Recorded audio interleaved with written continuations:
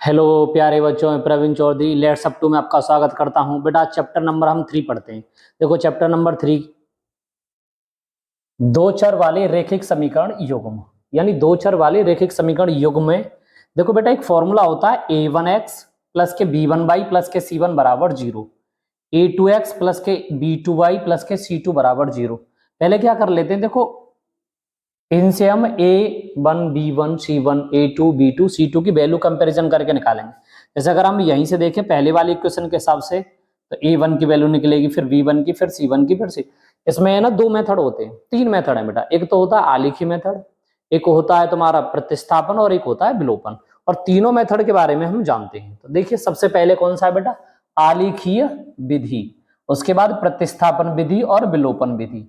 तो सबसे पहले हम आज पढ़ेंगे आलेखन विधि को, उसके बाद प्रतिस्थापन विधि को भी देखेंगे और विलोपन विधि। और तीन ही विधि हैं आपके सिलेबस में, तीनों को बारी बारी से हमें जान लेना है। तो जैसे देखिए x प्लस के 3y बराबर 6, दूसरा 2x माइनस 3y बराबर 12। मैं एक ही सवाल को तीन मेथड से बताने वाला हूं, तो आपको ध्यान से समझना है। तो देखो बेटा, इसको मैंने कौन सी इक्वेशन मान रखा था, फर्स्ट, और इसे मान रखा था बेटा सेकंड। हम यहां से कर क्या रहे हैं, इस वाली इक्वेशन को सॉल्व कर रहे हैं। x बराबर 6 माइनस 3y, तो 3y को इधर ले गए तो ये माइनस में जाके बन गया, और इसको मैंने इक्वेशन नाम दे दिया है बेटा थर्ड। और यहां से हम x और y की वैल्यू निकालेंगे, तो इधर लिखा मैंने x और इधर लिखा है ये y, और हमें इन दोनों की वैल्यू अलग अलग निकालनी है। तो पहले यहां से हम क्या निकालेंगे, y की वैल्यू रखेंगे तो हमें x की वैल्यू मिलेगी। अगर मैंने यहाँ पे y बराबर 0 रखा है तो देखो ना, 6 माइनस 3 गुणा 0, तो बराबर कितना होगा, 6 माइनस 0 बराबर हो जाएगा 0। जब मैंने y बराबर अगर 0 रखा तो मुझे x बराबर कितना मिला, 6। बात समझ में आई है। दूसरा क्या मैं करता हूं, इसमें x की जगह पे y की जगह पे 1 रख सकता हूं, जैसे मैं 1 रख रहा हूं अगर, तो 6 माइनस 3 गुणा 1, तो बराबर कितना हो जाएगा, 6 माइनस 3 बराबर 3। तो मैंने 1 रखने पे मुझे कितना मिला, 3।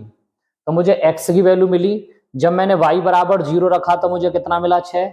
और जब मैंने y बराबर 1 रखा तो मुझे कितना मिला, 3। ये पहली वाली इक्वेशन के अकॉर्डिंग है।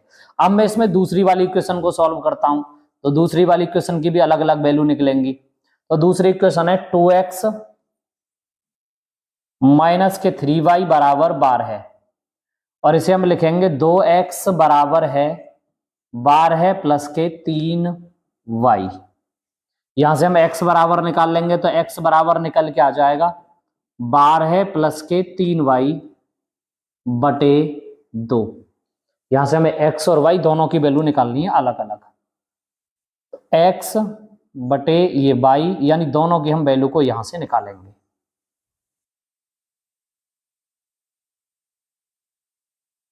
y बराबर अगर हम 0 रखते हैं यहां पे, तो जब मैंने y बराबर 0 रखा होगा तो 12 प्लस 3 गुणा 0 और बट्टे 2, तो बराबर निकल के आएगा 12 बट्टे 2 बराबर 6। तो जब y बराबर मैंने 0 रखा तो मुझे x बराबर कितना मिला, 6। अब मैं इसमें कोई जरूरी नहीं है कि 1 रखूं 2 रखूं, वो मेरी मर्जी के ऊपर डिपेंड है, मैं जितना रखना चाहूं उतना रख सकता हूं। तो मैं y बराबर कितना रख रहा हूं, 2, तो यहाँ कितना आ जाएगा, 12 प्लस 3 गुणा 2, तो 12 में 6 जोड़ दोगे तो कितने हो जाएंगे, 18। तो 18 में जब मैं 2 से भाग करूंगा तो कितना आ जाएगा बेटा, 9। जब मैंने y बराबर 2 रखा तो मुझे x बराबर कितना मिला, 9। x बराबर 9 मिला। और जब मैंने y बराबर 0 रखा तो x बराबर 6 मिला। जब y बराबर मैंने 2 रखा तो x बराबर कितना मिला, 9। अब इन दोनों कोऑर्डिनेट को हमें ग्राफ पेपर पे दर्शाना है, और इसे जब हम ग्राफ पेपर पर दर्शाएंगे तब जाके पूरा आलेखी विधि कंप्लीट होगा। तो देखिए इसे हम ग्राफ पेपर पे कैसे दर्शाते हैं, और इधर लिख लिया मैंने ये y।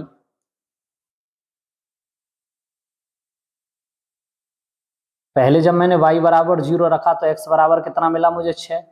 और जब मैंने 1 रखा y बराबर तो मुझे कितना मिला था, 3। तो मैं यहाँ पे 3 लिख लेता हूँ। ये पहली इक्वेशन यानी इक्वेशन नंबर फर्स्ट से लिया था मैंने। उसके बाद दूसरा मैं क्या ले रहा हूँ, दूसरी इक्वेशन निकाल ले रहा हूँ, x और y। और जब मैं दूसरी से x और y की इक्वेशन निकालूंगा तो तब मुझे क्या मिलेगा, जब मैंने यहाँ पे y बराबर 0 रखा था मुझे x बराबर 6 मिला था। फिर मैंने क्या किया था, यहाँ पे y की जगह पे मैंने 2 रखा था तो मुझे कितना मिला था, 9। अब ये मुझे ग्राफ पेपर पे दर्शाना है कि मैं इसे ग्राफ पेपर पे किस तरीके से दर्शाऊंगा। तो देखो ध्यान से हमें करना क्या है बेटा, y की वैल्यू कितनी है 0, तो y किधर है इधर, तो y की वैल्यू 0 इधर होगी। x कितना है 6, तो 6 कहां पे जाके मिलेगा यहाँ पे, हम यहीं पे छोड़ देते हैं। तो ये वाला जो कोऑर्डिनेट होगा वो 6,0 का होगा।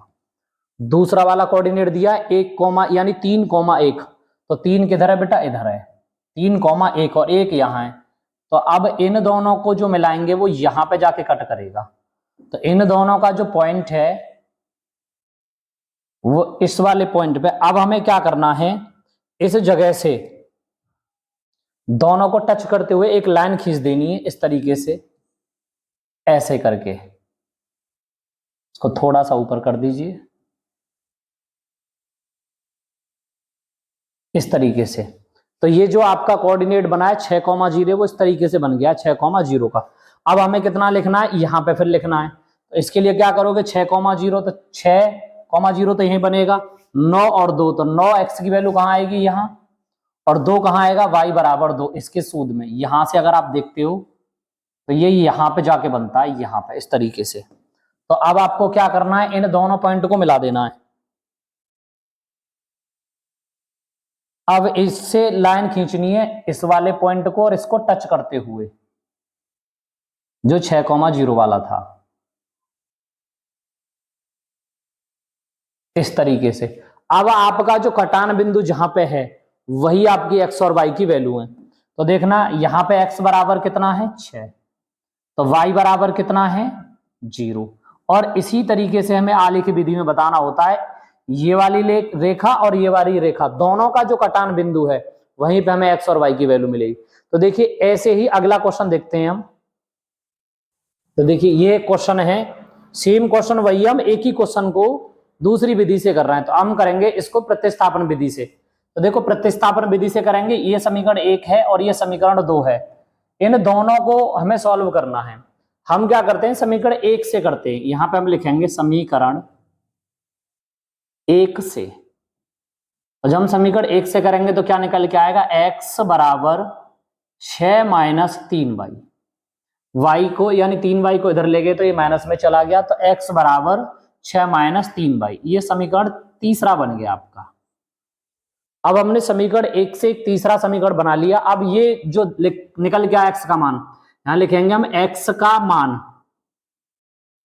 x का मान समीकरण 2 में रखने पर, x का जो मान है वो हम समीकरण 2 में रखेंगे। समीकरण 2 कौन सा है, ये रहा। तो देखो 2 गुणा x, x की जगह पे कितना आ जाएगा बेटा 6 - 3y। तो जहां पे x था उसकी जगह पे मैंने कितना लगा लिया 6 - 3y, उसके बाद -3y बराबर 12 है। अब 2 का इसमें गुणा करूंगा, 2 का 12 में करूंगा, 2 छिक्के 12, 2 का 3 में करूंगा, 3 दूनी 6y, और माइनस के कितना हो जाएगा बेटा 3y, तो बराबर कितना हुआ 12 है। 6 और 3, माइनस के 6 और माइनस के 3 दोनों मिलके कितना हो जाएगा बेटा -9। तो ये बनेगा 12 माइनस के 12, 12 को इधर ले गया माइनस में हो गया, तो बनेगा -9y बराबर 0।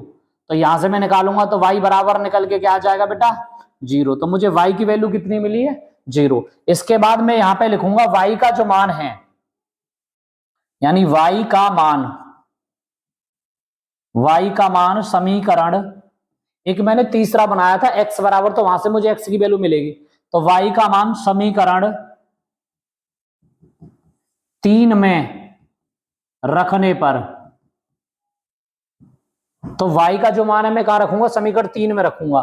तो 3 क्या है, x बराबर 6 - 3 गुणा 0, तो x बराबर 6 - 0, तो x बराबर निकल के कितना आया 6। उस मेथड से भी x की वैल्यू 6 आई थी, इस वाले मेथड से भी x की वैल्यू 6 आई है। y बराबर 0 था, x बराबर 6 था। ये आपकी थी प्रतिस्थापन विधि। इसके बाद इसी सवाल को हम एक और अलग मेथड से करेंगे, वो है विलोपन विधि। तो प्रतिस्थापन विधि हमने जान लिया, ये विलोपन विधि है। तो विलोपन विधि से देखो हमें करना क्या होता है, x प्लस के 3y बराबर 6 समीकरण 1 दे रखा है हमें, 2x - 3y बराबर 12 समीकरण 2 दे रखा है। ऊपर प्लस है नीचे माइनस है, तो हम क्या करेंगे, इसे जोड़ने पर सॉल्व कर लेंगे। किस पे सॉल्व करेंगे, जोड़ने पर। और जब हम इसे जोड़ने पे सॉल्व करेंगे, देखो 3x, ये 3y है और ये y है, तो दोनों कैंसिल आउट हो गए। तो इधर कितना बचा 2x और इधर कितना है 1x, तो कितना हो जाएगा ये 3x। 12 और 6 दोनों को जोड़ोगे तो कितना हो जाएगा बेटा ये 18। तो हम x बराबर अगर निकालेंगे तो कितना निकल के आ जाएगा 18/3। तो 3 का भाग करेंगे तो कितने बार चला जाएगा, 6 बार। तो हमें x बराबर कितना मिल गया 6। अब हम यहां से लिखेंगे x का मान समीकरण, अब या तो आप समीकरण 1 में रख लो या समीकरण 2 में रख लो, मर्जी है, दोनों में से आंसर आ जाएगा। तो x का मान समीकरण 1 में रखने पर, x का मान हम समीकरण 1 में रख रहे हैं। समीकरण 1 कौन सा, ये रहा। तो x की जगह पे कितना आ जाएगा 6, उसके बाद प्लस 3y और बराबर कितना निकल के आएगा 6। तो यहां से हम लिखेंगे 3y बराबर 6 माइनस 6, तो y बराबर कितना होगा 0, और इधर कितना था 3y, तो यहां से हम निकालेंगे तो y बराबर कितना निकल के आ जाएगा 0। आली की विधि से भी किया वही आंसर आया, विलोपन विधि से और प्रतिस्थापन, तीनों विधियों से आप किसी भी सवाल को कर सकते हो। मैंने एक ही क्वेश्चन को आपको 3-3 मेथड से करके दिखाया है।